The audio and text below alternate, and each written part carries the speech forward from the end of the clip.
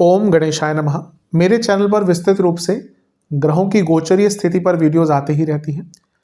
तो अगर आप भी चाहते हैं कि ग्रहों की गोचरीय स्थिति पर रेगुलर अपडेट्स आपको मिलती रहे, क्या अच्छा क्या बुरा घटित हो सकता है, एक गाइडेंस ज्योतिष के द्वारा आपको प्राप्त होती रहे, तो अवश्य मेरे चैनल को सब्सक्राइब कीजिए।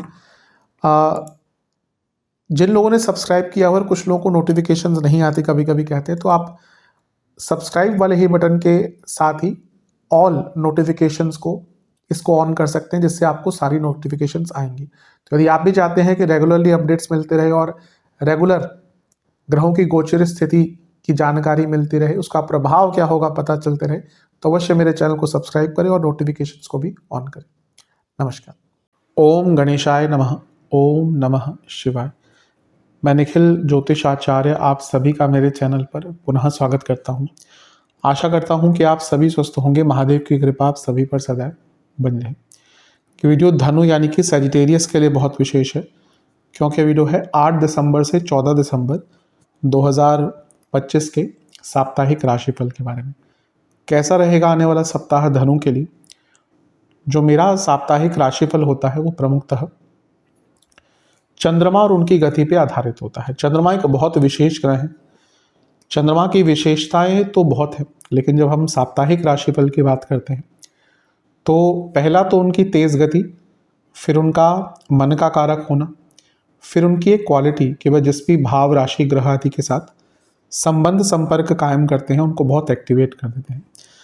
इन सभी कारणों से चंद्रमा का जो गोचर होता है उसके कारण हमारे मन, मस्तिष्क, विचार, स्वभाव, सोचने के तरीके, दृष्टिकोण, डे टू डे एक्टिविटीज़ और डिसीजन मेकिंग, मूड स्विंग्स, इन पर बहुत प्रभाव पड़ता है। और इन सबको समझने के लिए साप्ताहिक राशिफल बहुत इंपॉर्टेंट होता है। इस अंधकारमय जीवन में ज्योतिष एकमात्र विद्या है जो हमें थोड़ा सहारा देती है, गाइड करके या गाइडेंस के द्वारा। भले ही राशिफल एक बहुत सामान्य आधार पर दिए जाए, लेकिन एक जनरल गाइडेंस के लिए बहुत उपयोगी होते हैं। यदि आपकी लग्न राशि या चंद्र राशि धनु है, दोनों ही गाइडेंस के लिए इस राशिफल को देख सकते हैं। जहां से सूट और रिलेट आपको ज़्यादा करता है वहां से इसको देखिए। व्यक्तिगत तौर पे मेरा मानना है लग्न से अगर आप देखेंगे तो अच्छा। इनकेस नहीं पता है आपको अपनी लग्न राशि, तो आप अपनी चंद्र राशि से भी इसको देख सकते हैं। शुरू करते हैं। चंद्रमा आपके अष्टम भाव में आ जाएंगे, यानी कि वृश्चिक में, कर्क में 8 तारीख को।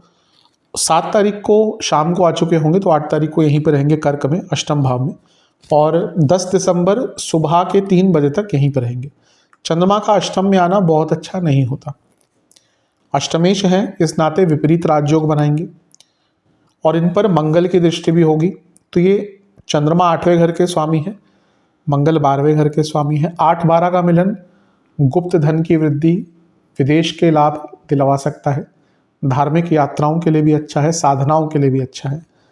लेकिन चंद्रमा मन के कारक है और अष्टम में चंद्रमा का आना और उन पर मंगल की दृष्टि का होना, ये मानसिक रूप से बहुत परेशान करने वाला भी हो सकता है।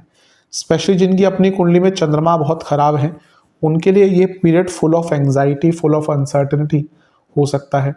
गलत लोग आसपास रहेंगे, गलत लोग आपको प्रभावित करेंगे, गलत निर्णय लेने की संभावना यहाँ पे बहुत बढ़ जाती है और मन बहुत अशांत रहता है। विपरीत राजयोग के कारण ये हो सकता है कि आपका कोई धन का काम, कोई प्रॉपर्टी का काम या कोई और कार्य अगर अटक रहा था तो वो पूर्ण हो सकता है, लेकिन मानसिक रूप से ये समय काफी कष्टकारी जाएगा। नवांश कुंडली बताती है कि ये समय अध्यात्म को दे, आत्ममंथन को दे। बाकी चीजों में कुछ बहुत अलग करने की आवश्यकता नहीं है। दशांश कुंडली कार्य क्षेत्र में ध्यान थोड़ा भटकता हुआ दिख रहा है। जॉब चेंज करना चाहते हैं तो फिर भी थोड़ा अच्छा टाइम है। जहां तक बिजनेस की बात है, डाउन टू अर्थ रहिएगा, ईगो मत दिखाइएगा, वरना ईगो क्लैशेस हो सकते हैं बहुत लोगों के साथ। लव लाइफ थोड़ा एफर्ट्स डालिए ताकि चीज़ें ठीक हो। वैवाहिक जीवन की जहाँ तक बात है, अपने लाइफ पार्टनर के पॉइंट ऑफ व्यू को समझने का प्रयास कीजिए। जहाँ तक स्टूडेंट्स की बात है, मन बहुत भटकेगा।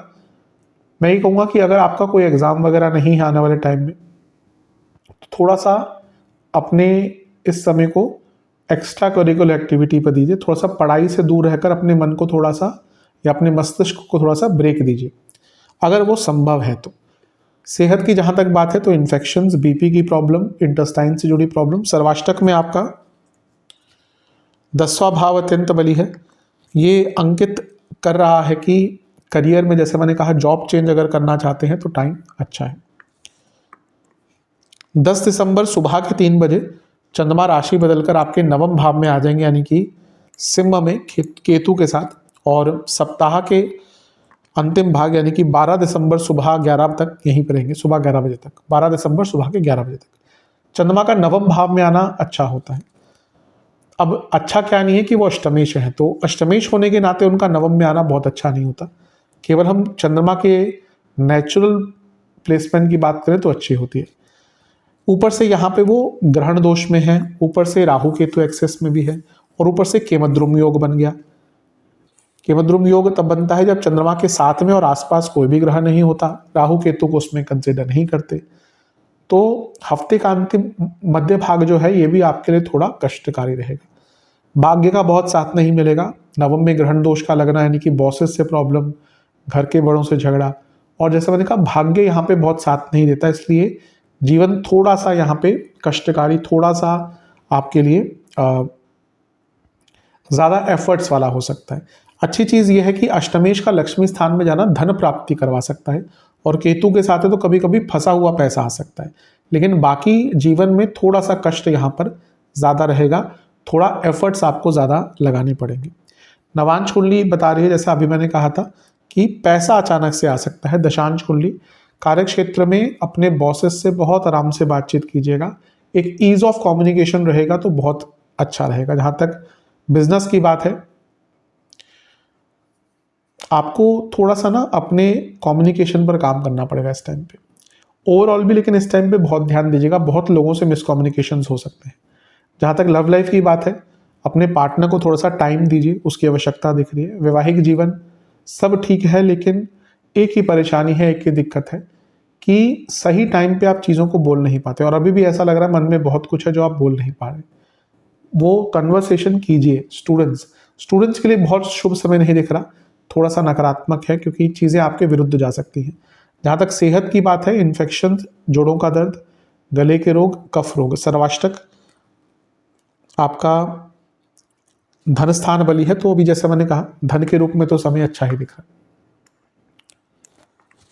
12 दिसंबर सुबह के 11 बजे चंद्रमा आ जाएंगे आपके 10वें घर में, यानी कि कन्या में, और सप्ताह के अंत तक यहीं पड़ेंगे। चंद्रमा का 10वें घर में आना भी अच्छा होता है, उपचय भाव है। चंद्रमा का 10वें घर में आना, तीसरे, छठे, 10वें, 11वें में आना जीवन को गतिमान करता है। 10वें घर में आए हैं चंद्रमा, और धन स्थान के स्वामी शनि से दृष्ट है। चंद्रमा अष्टमेश है, शनि धनेश है, इन दोनों का समसप्तक, यानी कि अचानक से करियर में कुछ रोल बदलना और ओवरऑल जीवन में अचानक से धन की प्राप्ति होना। लेकिन क्योंकि शनि चौथे घर में बैठे हैं और अष्टमेश चंद्रमा देख रहे हैं, पर्सनल लाइफ के लिए, इमोशनल लाइफ के लिए अच्छा टाइम नहीं होता। चंद्रमा बुध की राशि में है, केमद्रुम योग अभी भी बना हुआ है, क्योंकि कोई भी ग्रह आसपास नहीं है, केतु नहीं उसमें कंसीडर करते, और शनि का प्रभाव विषतोष भी बना रहा है इसीलिए। और अभी आपके गुरु लग्नेश भी वक्री ही है। हफ्ते का अंतिम भाग अच्छा काम कर पाएंगे, पहले से बेटर है, लेकिन इमोशनल लाइफ में, पर्सनल लाइफ में, फैमिली लाइफ में थोड़ी प्रॉब्लम हो सकती है। माताजी की सेहत का ध्यान दें, इमोशनल होकर कोई भी निर्णय नहीं ले, और जल्दबाजी से बचे। नवांश कुंडली बता रही है कि कुछ नुकसान पैसों का हो सकता है।